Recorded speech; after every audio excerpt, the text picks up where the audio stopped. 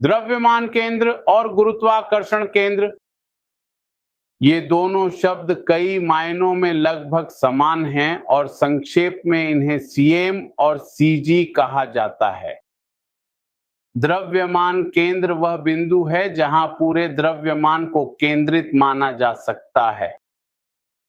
हम पूरे तंत्र के संपूर्ण द्रव्यमान को एक विशेष बिंदु पर मान सकते हैं जिसे द्रव्यमान केंद्र कहा जाएगा। इसी तरह गुरुत्वाकर्षण केंद्र वह बिंदु है जहां पूरे पिंड का भार कार्य करता हुआ माना जाता है। यहां एक बहुत ही महत्वपूर्ण सूत्र आता है।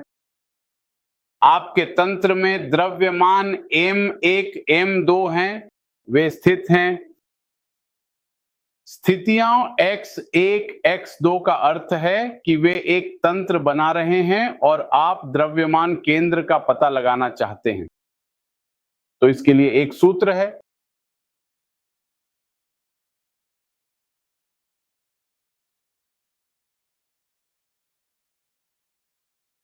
इसे इस रूप में संक्षेपित किया है, इस रूप में सिग्मा। सिग्मा का अर्थ है समान पदों का योग। इसी तरह आप एक कदम और आगे जा सकते हैं। संक्षेप में इसे सिग्मा mx बटे कुल द्रव्यमान के रूप में लिखा जा सकता है, या कभी कभी इसे समाकलन रूप में xdm भी लिखा जाता है। m के लिए आप समाकलन dm भी लिख सकते हैं। ये m क्या है? ये शरीर या तंत्र का कुल द्रव्यमान है।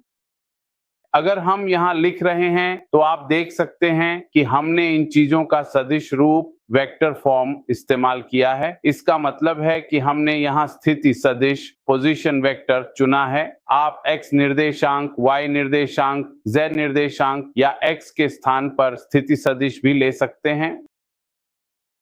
यह सभी तीनों अक्षों के लिए लागू होता है, मतलब y के लिए भी, z के लिए भी। अब अगर आप केवल दो द्रव्यमानों की एक प्रणाली माने, दो द्रव्यमान,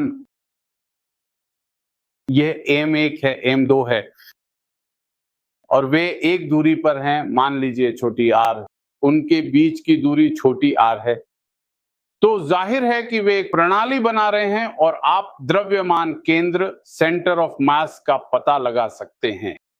मान लीजिए द्रव्यमान केंद्र यहां है, इसे बिंदु C कहें। अब अगर हम इस बिंदु को मूल बिंदु ओरिजिन मान लें तो m एक शून्य के लिए 1 से 0 हो जाता है और यहां यह r हो जाता है। उसी सूत्र m1 x1 m2 x2 का उपयोग करके आप यहां xcm निकाल सकते हैं। m एक शून्य x एक शून्य शून्य है और फिर m2 x2 यह है r, m एक प्लस m2 के ऊपर, ये क्या बनता है? x centimetre m2r m1 plus के ऊपर। यह द्रव्यमान केंद्र की स्थिति है मूल बिंदु से। इसका मतलब मान लीजिए हम इसे r1 लिखते हैं, ये r2 होगा। मान लीजिए ये r1 है, r2 होगा m1r ऊपर की ओर।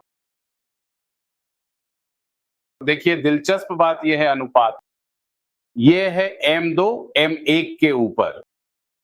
मैंने यहां लिखा है दो द्रव्यमान हैं, m1 m2 r1 r2।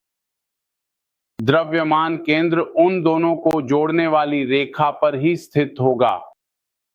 उन दोनों को जोड़ने वाली रेखा, संकेत यहां दिया गया है कि यह भारी द्रव्यमान के अधिक पास होगा। आप इस परिणाम से उस बात को कैसे सिद्ध करेंगे? देखिए, अगर यह भारी है, मतलब m एक भारी है, तो यह स्वाभाविक रूप से छोटा होगा, यानी भारी द्रव्यमान के साथ द्रव्यमान केंद्र अधिक पास होगा। इसे इस तरह भी कहा जाता है, जब भी दो व्यक्ति होते हैं, मान लीजिए एक 90 किलोग्राम का है और एक मुश्किल से 40 किलोग्राम का है, वे दोनों एक आधार पर खड़े हैं, तो द्रव्यमान केंद्र भारी द्रव्यमान यानी भारी व्यक्ति के अधिक पास होगा। यहाँ आप देख सकते हैं कि दो बच्चे सीसॉ व्यवस्था पर हैं। हमने यहाँ दिखाया है कि यह द्रव्यमान केंद्र सीएम है। यहाँ सीएम स्पष्ट रूप से इस धुरी पर है। यह व्यक्ति भारी है, इसलिए वह इसके अधिक पास बैठा है, क्योंकि हम जानते हैं कि द्रव्यमान केंद्र भारी वस्तु के अधिक पास होना चाहिए। और फिर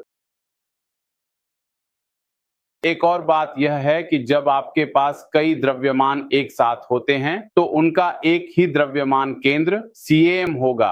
यदि आप सभी द्रव्यमानों का द्रव्यमान केंद्र के सापेक्ष आघूर्ण मूवमेंट निकालने की कोशिश करें तो वह शून्य के बराबर होगा। इसी तरह यदि आप सीजी केंद्र गुरुत्व की बात करें तो सीएम के बारे में आघूर्ण शून्य होता है और सीजी पर गुरुत्वीय टॉर्क भी शून्य के बराबर होगा।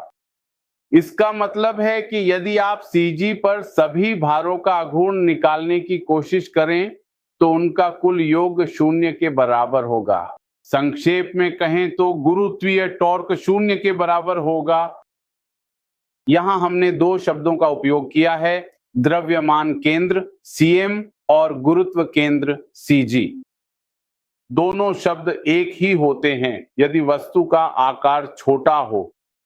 हमारी प्रयोगशाला में, हमारी रोजमर्रा की चर्चाओं में आमतौर पर हम जिन वस्तुओं का उपयोग करते हैं वे छोटी होती हैं और उनका सीएम तथा सीजी एक ही बिंदु पर होता है।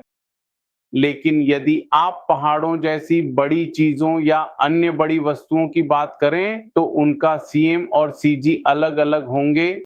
इन बातों को याद रखें, जहां मैं एक ब्लॉक की बात कर रहा हूं वहां मैं सीएम भी कह सकता हूं, सीजी भी कह सकता हूं, दोनों एक ही हैं।